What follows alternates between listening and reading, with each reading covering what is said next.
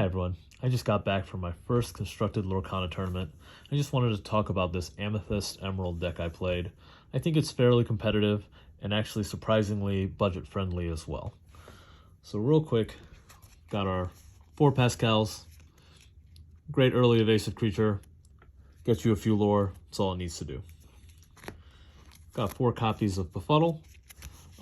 This is often ink, but when we considering Flynn Rider is going to be one of our best cards. If we do manage to get 2 Flynn Riders, even on turn 3, we'd probably want to play the next Flynn Rider, and then using a Befuddle to bounce something very effective on turn 3. We've got a couple Genies, really just looking to have more cards in the 2-drop slot. Got 4 Cruella DeVille, just a solid 2-drop. And Flynn Rider, the card that I'm basically mulliganing for. Definitely want to see at least one of these in my opening hand. For 3 drops, got Jasper. A very, very strong card. Knowing when to use this ability is very important. And as I'll mention later on, caused me to make a misplay to lose the finals. Got a Chesire Cat. Again, one of the main 3 drops here.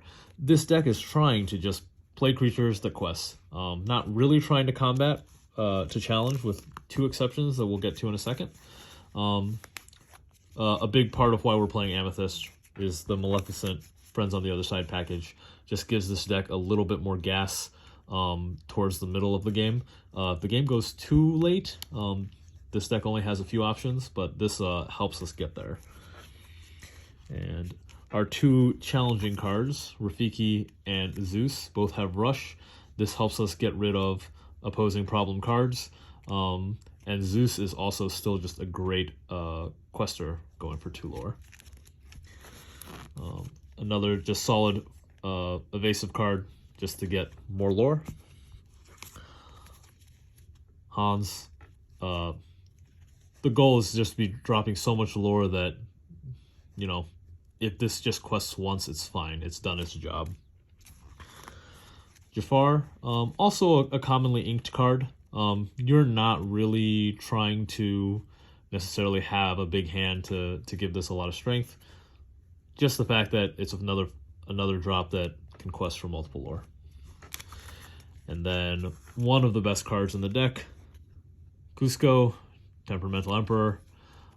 If you aren't already aware of this card, it's just very strong in terms of can't be hit by removal. Quest for 3, anything that goes into it that banishes it will also be banished. Cards like Zeus are meant to kind of trade with Kuzco. But again, it's just a difficult to remove card that you can play and then should be able to quest for at least 3, unless they have Be Prepared or any number of steel cards that manage to banish it. And at the top end, 3 copies of John Silver, Alien Pirate. Great card. With this deck, you would only try to ink up to 4, and then, you're basically waiting to see if you have a Kuzco before you ink up to 5, and then finally, towards the end of the game, if you have a John Silver in your hand already, then you ink up to 6. In my very last match, I was ahead, played a John Silver, mistakenly gave my opponent on Emerald Ruby, gave their Flynn Reckless instead of giving their Jasper Reckless. Their Jasper was then able to quest and prevent my Flynn from questing, which would have just won me the game that turn. And then he was able to drop a Mother Gothel and win from there. So, one of the reasons I think this is a great deck to start playing with is because it just kind of teaches you every aspect of the game. You're playing a lot of Emerald cards that are annoying, which means you're really recommending your opponent. You're really trying to get your opponent to challenge into you. You also have Rush cards, Rafiki, and Zeus, which are great for, identifying when I should be challenging, when I should be racing. This is kind of a classic mid-range deck that is not going to do great against control, but should do great against aggro, as you can actually race aggro a lot of the times. but you still have lots of threats that that they have to deal with, right?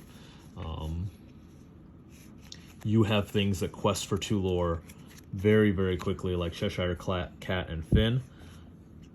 And aggro decks don't even necessarily have that. They might be able to get more on the board.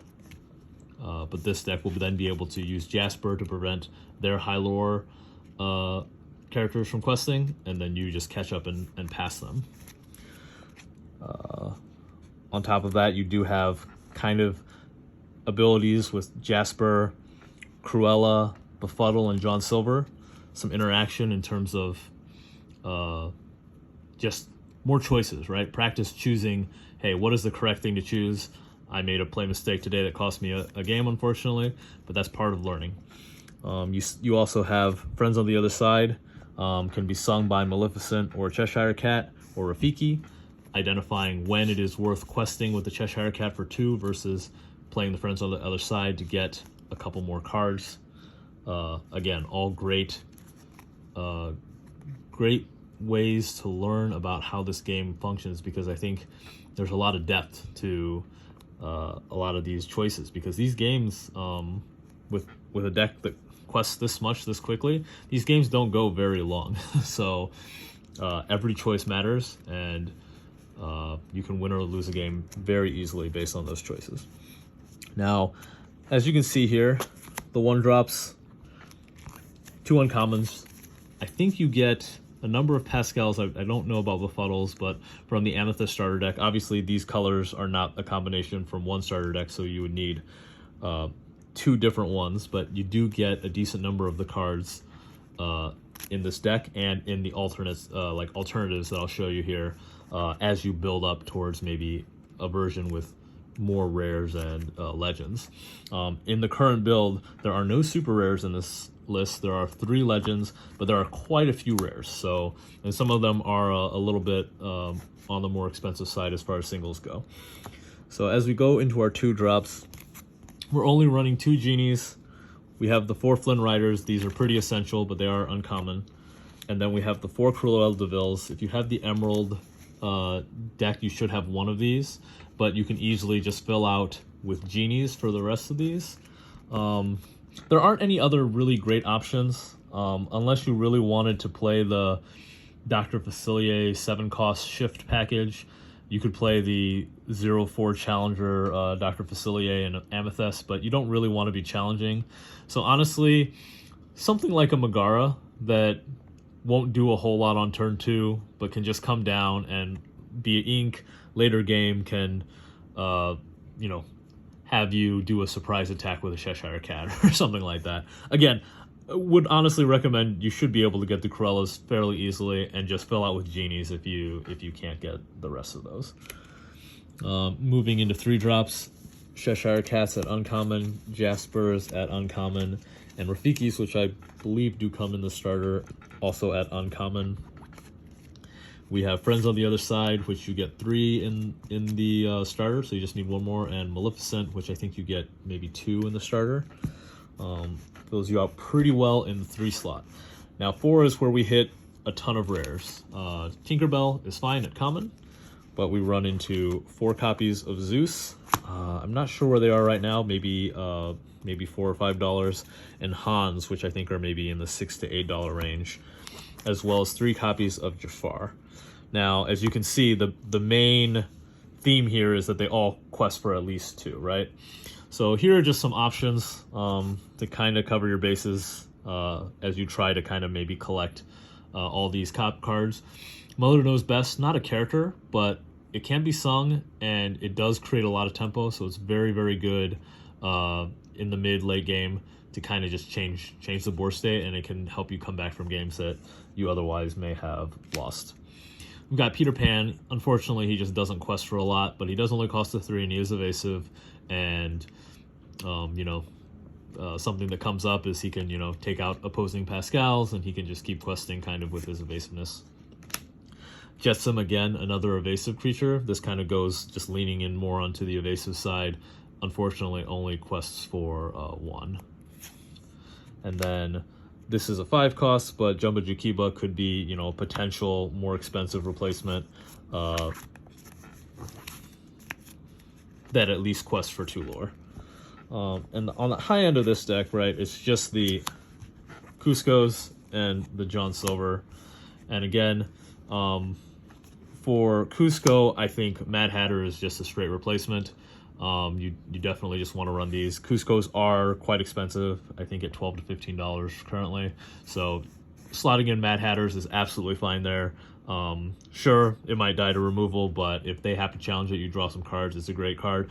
There are certainly versions of this deck that would just run 4 of both these cards already, but my current list is trying to be a little bit more on the low end. While Beast is another legendary, it is one of the least expensive legendaries, so if you do have a copy of him, or you're able to get some easily, certainly could be an okay slot in for either Kuzco or John Silver. Definitely does not do the purpose of the deck, but can rush in, hit something, and still be something that sits on the board to quest for 2. Tinkerbell, another evasive option just to quest for 2 lore. And then on the top end, if you wanted to do straight cost exchanges for John Silver, Mother Gothel, and Genie are both great options. They are super rares, but I believe they're only a couple bucks each, maybe $2 to $4 each. I could be wrong on that, but these are also just great options. And when you're running kind of cards like this, it's fine to just have 1 or 2 copies of Genie and 1 or 2 copies of Mother Gothel, because all you're trying to do is slow your opponent down, and these both kind of do that. John Silver just kind of does it better, right? Because he does it when he comes into play and every time he quests, whereas Mother Gothel only when she quests, Genie only when he comes into play. Yeah, so that's pretty much it. Let me know if you want to give this a try. Let me know if you have any other ideas for budget decks, as product is still very hard to find, so certainly at my locals, people are mostly just building modified versions of their constructed deck. So please let me know if you have any other good budget deck ideas. Thank you so much for watching.